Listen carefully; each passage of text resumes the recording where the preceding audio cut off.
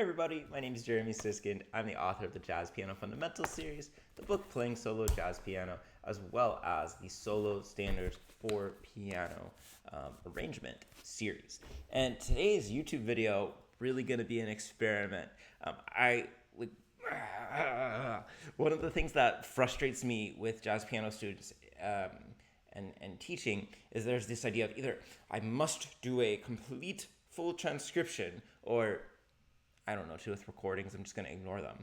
And to me, there's all this gray area in between actually taking the time to write everything down, transcribe it, notate it, and not necessarily stealing anything. And so here's the experiment. I have an album queued up. I've listened to a couple of the tracks recently, haven't listened to all the tracks, but I'm going to say that I'm trying to come up with an arrangement idea, solo piano arrangement idea, for Willie Nelson, Patsy Cline's great song, Crazy, legendary country song, but so much more than just a country song, right?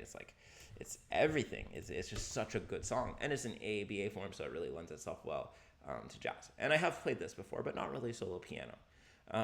So the album that we're going to be listening to is by an incredible pianist. If you're not familiar with him, so his name is Gwilym Simcock. I'm probably pronouncing that terribly, so everybody forgive me. I'm going to write it here. And we're going to listen to this album. We're going to listen to very short snippets of a brilliant solo piano album that he put out called Good Days at Schloss Elmau. Good Days at Schloss Elmau. And like I said, we're going to be listening to short snippets of a few of the tracks, and I'm going to try to just play around with an idea that I hear as an arrangement for Crazy. Okay, so I'm going to take something from the recording, and I am going to apply it in some way, very loosely, to this tune. Oh, here's my little sales pitch. Whenever I do anything with recordings, I never make any YouTube money off of it. So if anybody wants to buy me an extra coffee, it's a great day to do that. There's a buy me a coffee link in the YouTube notes, whatever you call it, the description. All right, so let's dive in. The first one is just called These Are Good Days. Gwilym's so good. I'm sure I'm saying his name wrong. So good.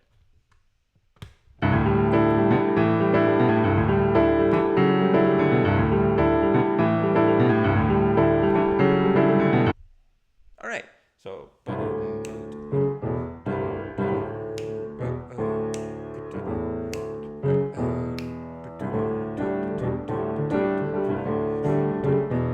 okay, I'm pretty fast at getting that kind of thing, but even if you just kind of got to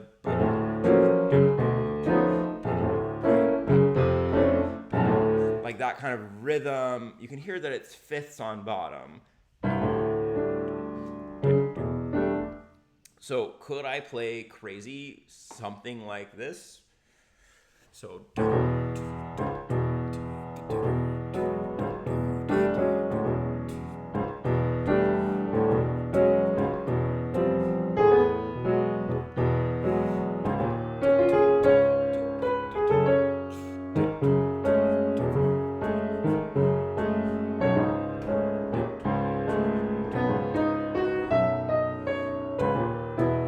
I hated that.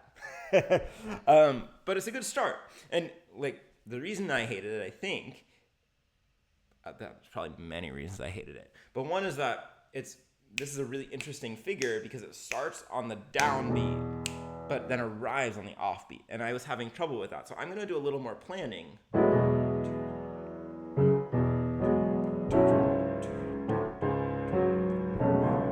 And I'm going to aim for the original chords rather than starting with them, which I did stupidly. So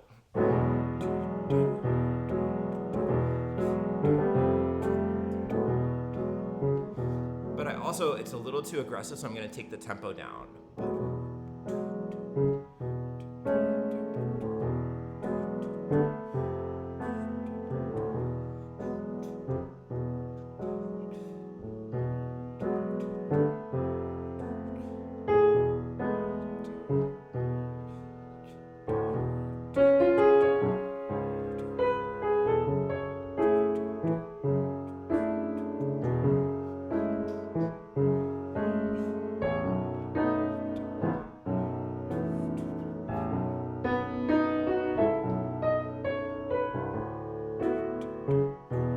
That was a mistake, but it was cool.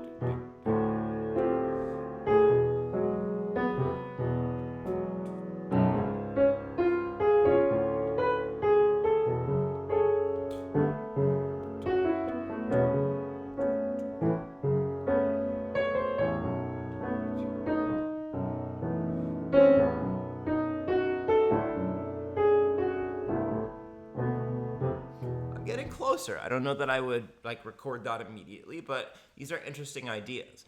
And like now it's got me thinking about this idea of starting away from the chord and entering into the chord later, right? Which we don't have to do in his rhythm. We could do that in a different rhythm. It could be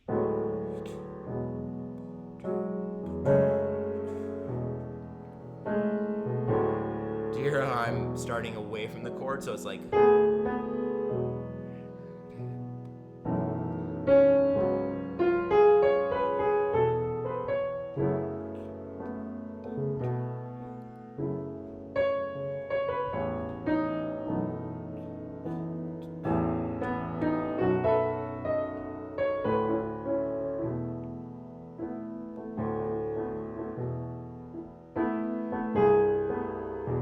if I wanted to get more dissonant, I can start further away from the chord, right?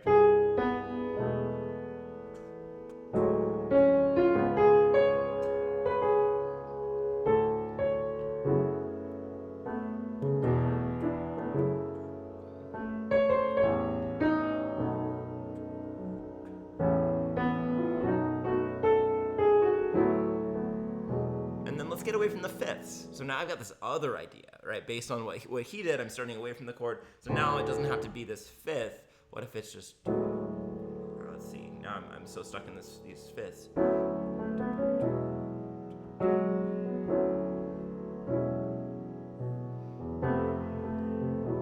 Maybe I'm gonna go from above instead of below.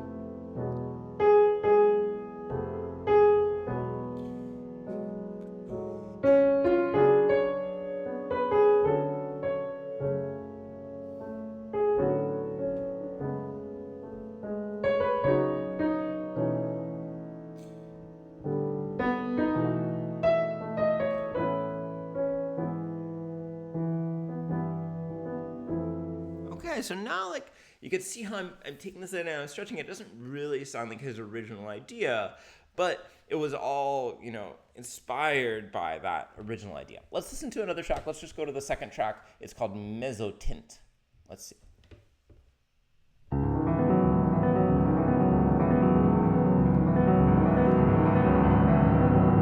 All right, so we've got this.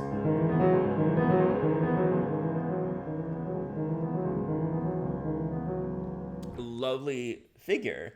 Now, the big question is, how would I actually play that and play the melody together?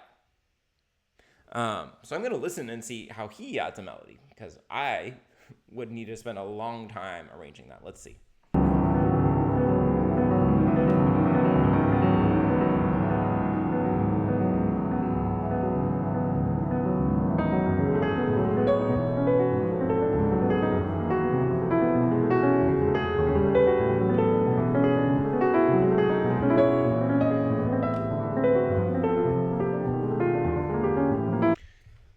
Well, it's going fast. It's hard to tell, but he's somehow incorporating the melody note into the pattern, right? Into what we call the figuration.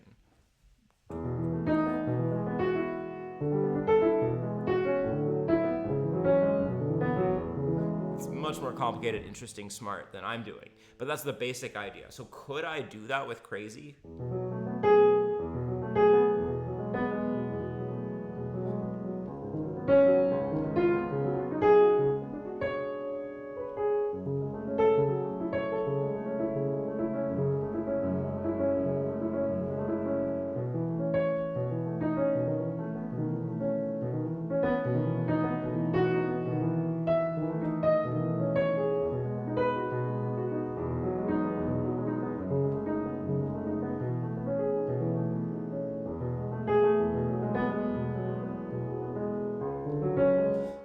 So obviously, this is not a final product. This isn't even that good sounding at all. But it's interesting, and I like the shape of this, that it's not just a right? It's not kind of going up and coming back down. It's kind of peaking a little late. And so I kind of like that. And I could imagine, there's this alternation of measures here. There's these much more sparse measures, and then there's the much more active measures, measure 2 of every single 4-bar phrase. So I can imagine, let's see, doing something.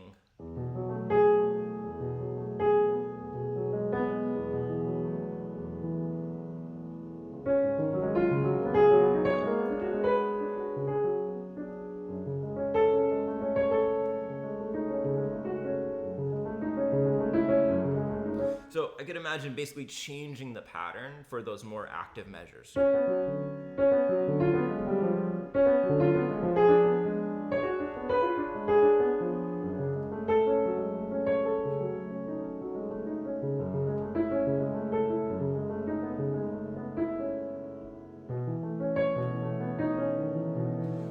Or maybe I want to kind of do the opposite so I can have these melody notes.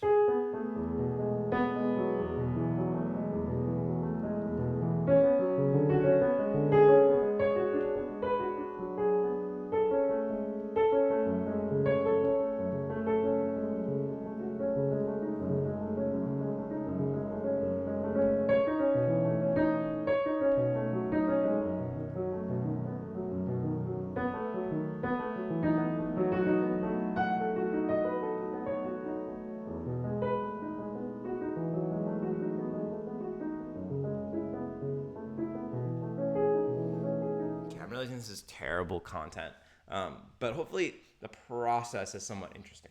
So that idea, not there yet, a little bit interesting, but maybe not a good fit for this tune. Let's listen to track 3, which is Gripper.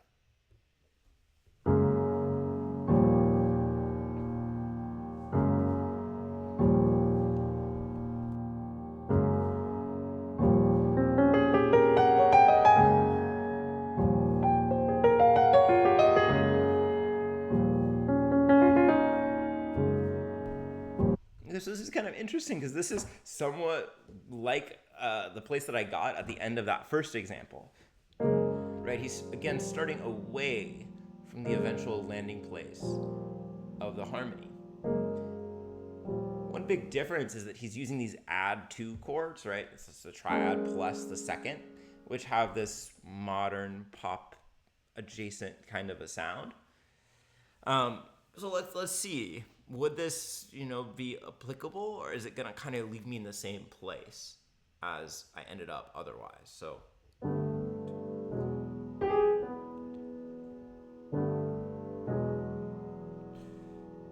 then what am I going to do for the next one?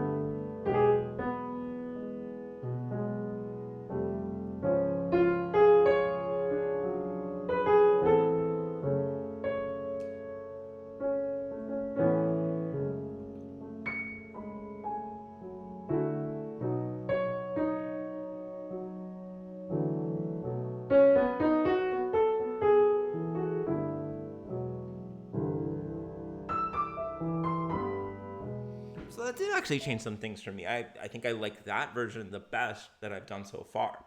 One thing to notice, is that I'm phrasing the melody very different, which is allowing me to fool around with this harmony. If I just tried to phrase the melody exactly as it was written, I would be playing into all these dissonances, into all these, traps musically. So instead I'm waiting 1, 2, 3, 4. Sorry.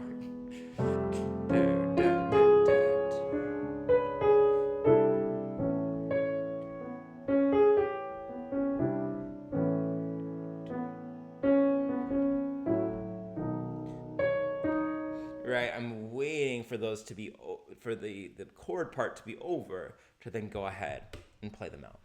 All right, let's listen to one more song. This is called Plain Song. I'm just going order in the track list.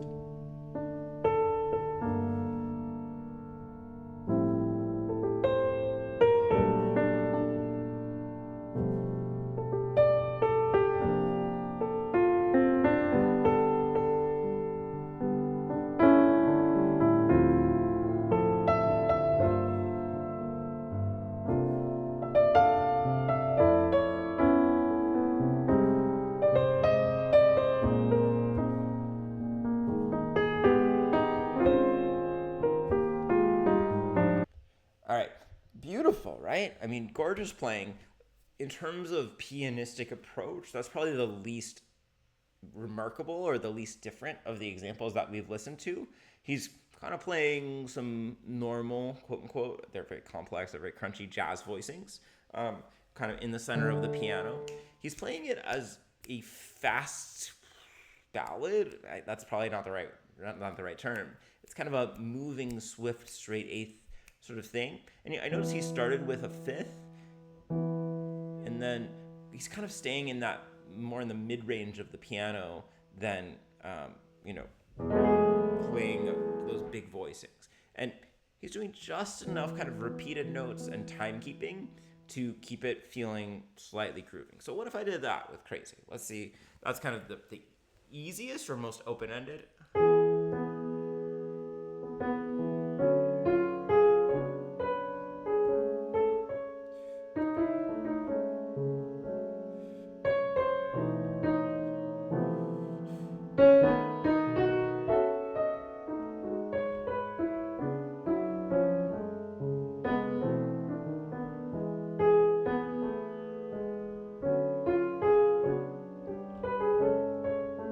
And I heard these 6 at the end.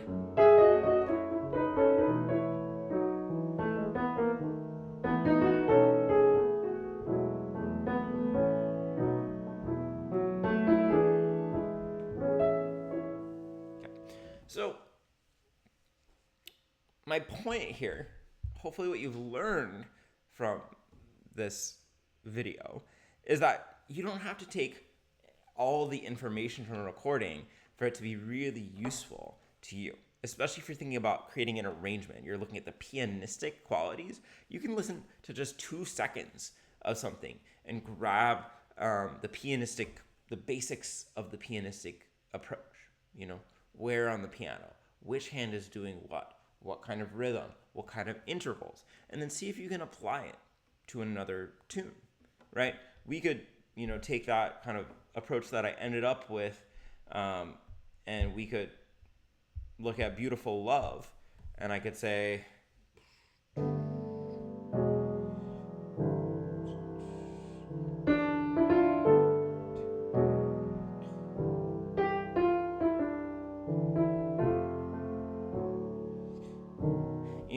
we could apply it there. Better than that. Hopefully that was weird. So I hope that you enjoyed that. Check out this beautiful album, Good Days, at Schloss Elmau. You'll really like it if you love just incredible, inventive piano playing. I'm not getting any money for that. And if you want to check out some more arranging principles, you might really enjoy the Solo Standards for Piano books, which are written out arrangements of some some jazz standards for piano. All right. Why don't you use the word crazy in the comments if you managed to watch all the way to the end? Thank you for watching. Thanks for being a great community.